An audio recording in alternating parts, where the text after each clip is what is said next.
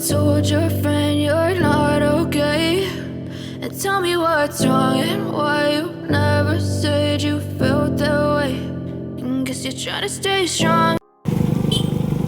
Gandang hapon sa ating lahat mga kayakap. Andito naman po ang inyong lingkod, Kuya Ken's TV. Kayakap po sa hirap at ginhawa. At libreng sakay na naman po tayo. Good morning po. Mama, ano po, nagbablog lang po ako. Bali, ang video ko po, libreng sakay. Baka gusto nyo po. Malayo pa po kayo? Oh, sabay na po kayo. May helmet ka pa po? Okay. Atid natin si ma'am. Saan po kayo galing? Ang layo. Tapos papasok, lakad po kayo? Layo. Sentro po. Kuya Ken's TV po. Ay, salamat po. Bali, nag-ikot-ikot lang po ako. Ay, nakita nyo na po sa Facebook.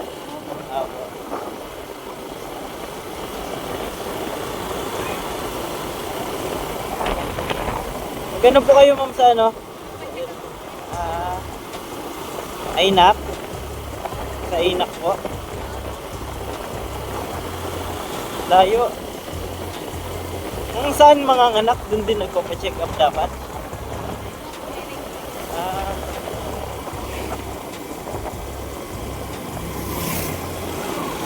Si mister nyo po, nagtrabaho.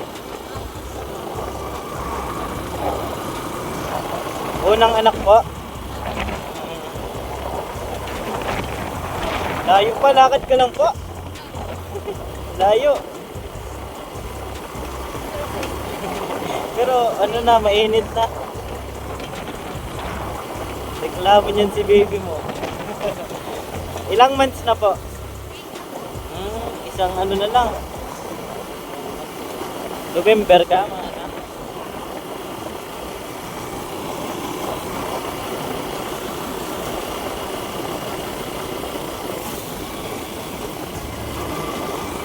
Pasaan yan, tiyo?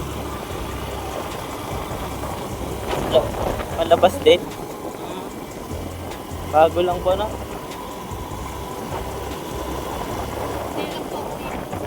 Saan po? Dito ka lang?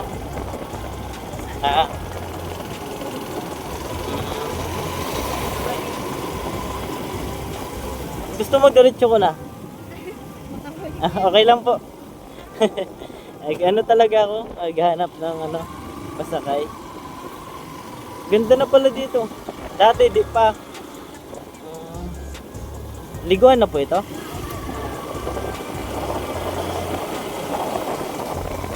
Madami din po naligo.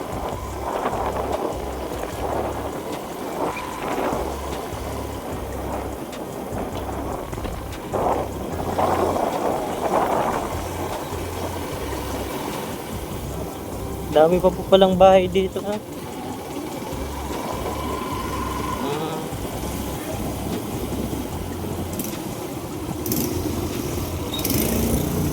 Dahan-dahan lang at magalit si baby mo. Buti di man po nasakit tiyan mo.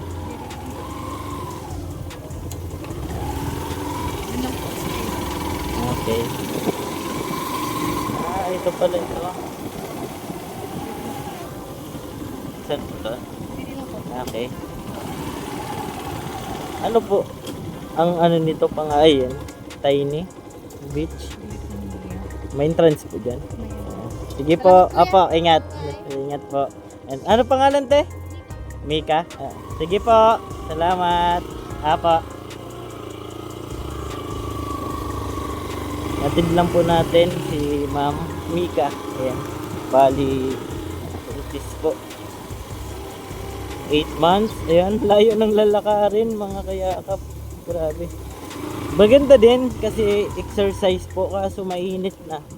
Maganda kapag umaga pa lang, yung sisikat pa lang yung haring araw. Pero kapag ganito na po na mainit na, ay syempre sa normal, kung walang dinadala, ayan, hindi buntis, pwede. Pero kapag buntis na mga kayakap, ganito kainit, masakit na sa balat.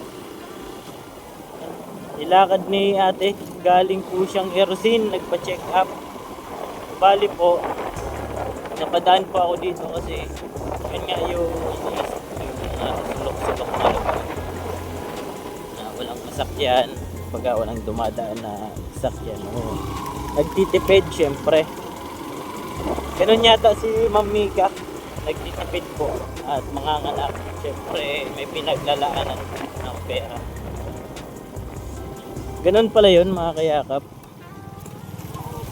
Wala po kasi akong ideya kapag ano yung proseso sa panganganak at di pa natin na-experience. Kumbaga, kaya tinatanong natin, pag saan pala magpapacheck up, pala mga anak, para na monitor, di ba? Kasi hirap naman yung nagmo-monitor kasi baka manganganak. Pero tinanong ko lang po kasi for the first time po natin malaman yung ganyan at di pa naman po natin alam na magpunta tayo sa ganyan estado, kumbaga sa stage na ganyan wala pa, kaya kita po natin wala pa mamalala kasi nga ano yung tatanong para halimbawa dumating na yung oras magkaroon na tayo, pero yung priority natin ngayon ano muna, magandang buhay syempre para sa pamilya. Kung darating at darating yung panahon, magka-blessings tayo galing kay Lord syempre. Yun pa po natin nadaanan, yun banda sa may pababa. Bali, malayo na rin po yung nalakad niya mga kayakap yan at followers din natin si Mang Mika. Yan, shout out Mang Mika. Yan, congratulations po agad sa inyong mag-asawa. Blessings po yan galing kay Lord. Baby. Ayan. Siyempre, kailangan po mag-monitor. Ayan. Check up kung anong lagay ni baby, kailangan gawin, ayan, para mas maging makapit syempre. Kasi yung iba, yung alam ko lang, naririnig ko lang ay makapit, may posibilidad daw po ng malaglag. Kaya kailangan daily, hindi naman daily check up yata, may naman yata sila yung schedule. Kailangan lang mag-monitor syempre kung ano yung mga kailangan, ng vitamins. Pero wala pa po tayong ideya sa mga ganyan. Kumbaga, di pa tayo pumapasok sa ganyang level. Layo, di ba? Layo ng nilakad po. Mga kayakap galing labasan. Bali dun siya galing sa labasan po, mga kayakap. Bali pumasok tayo dito. So yun nga yung natin, baka may madaanan tayo. Yun nga. Thank you Lord. At nabibilib lang po ako bigla mga kayakap kasi may mga pagkakataon po na nabibigla na lang ako. Siyempre nasa nadaan ako. Yung mga nadaanan tayo na hindi talaga nung sakay. Siyempre yung sakay. Masaya po tayo at nakakagawa po tayo ng pagtulong kahit pa paano simpliman po, pero masaya tayo mga kayakap. Yan, mga palay po kasirira na po mga kayakap dahil po yata sa malakas na ulan.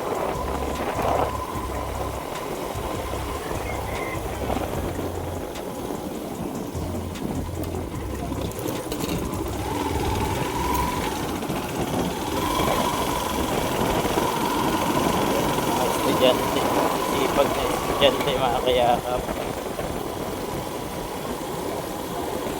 Ayan, maraming salamat po sa mga patuloy na sumusuporta sa ating ginagawang pagyakap. At ako po palang inyong lingkod, Kuya Kenz TV. Kayakap mo sa hirap at ginhawa. At lagi ko pong sinasabi, tumulong tayo sa iba kahit tayo kapos din tulad na lang po. Keep safe and God bless sa inyo. Bye bye po. love.